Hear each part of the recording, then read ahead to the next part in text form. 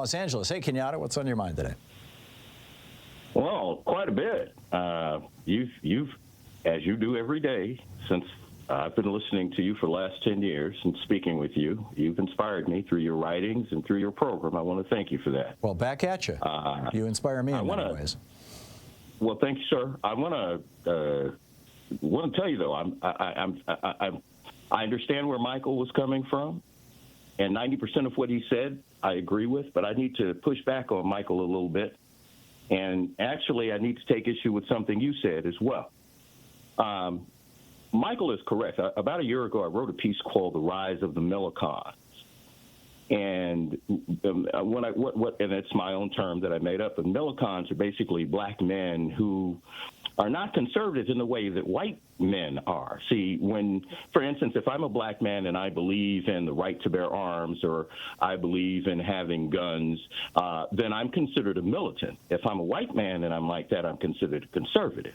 You see, if you go to any black church on most Sundays, we've always had gay people in our communities. We've always, we love them, we embrace them, but most black churches, I'm not going to say take a dim view of homosexuality, but they tend to be conservative in that regard. That's just the fact. Sure. And when Michael said that we are tired of being taken for granted, we, as you know, and you talk about it constantly, Greg Palast is a wonderful guest that you have on your show regularly, and I know that you guys are friends.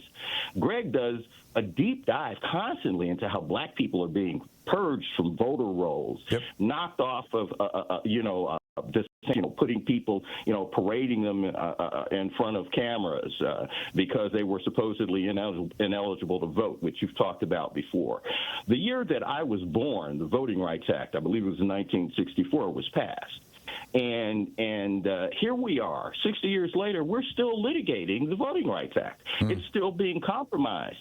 So what this has become for us, Tom, is an exercise in futility. Just because Kamala Harris is the person of color or black doesn't mean that I'm electorally myopic that I'm going to vote for her. I don't think that most European Americans or white people, whichever you prefer, I don't think that they vote for a candidate just because they're white, although Donald Trump did get an overwhelming percentage of the white vote both in 2016 and 2020. I don't think that they look at a candidate and say, well, I'm just going to vote for that person because they're white. I think that they probably think that way if that person's opponent is black.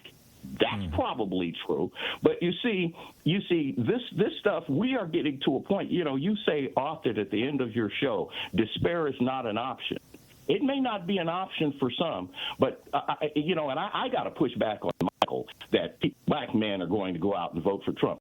Now, I hate to, Mike, you did a great job. Love you, brother. But let me tell you something. I'm a proud black man, and I wouldn't vote for Donald Trump. I wouldn't pee on Donald Trump's face if his teeth were on fire. Are you kidding me? Donald Trump, who is called countries in Africa, S-hole countries, the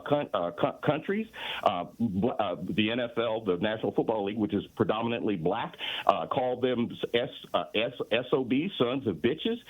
Whenever he's at his rallies, he says, and there's bringing in, criminals from Africa. He always says Africa. And now he's going after Haitians, and he says he wants to kick them out of the country, even though they're here legally. He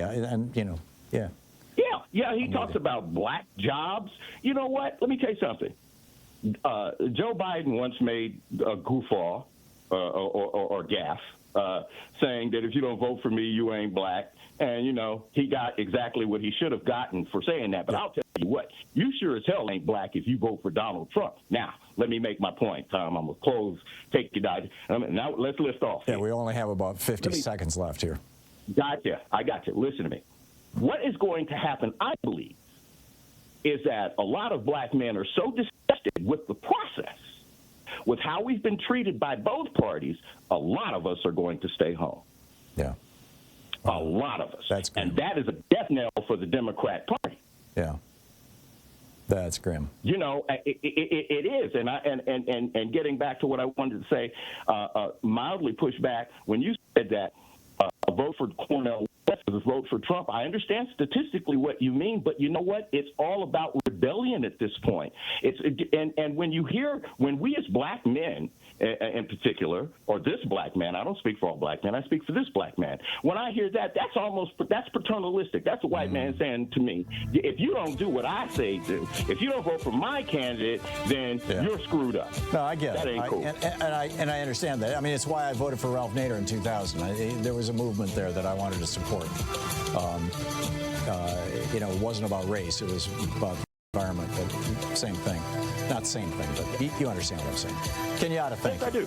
Okay, thank you very much. Good talking to you, as always. And I can continue to love reading your newsletter on Substack. Thank you.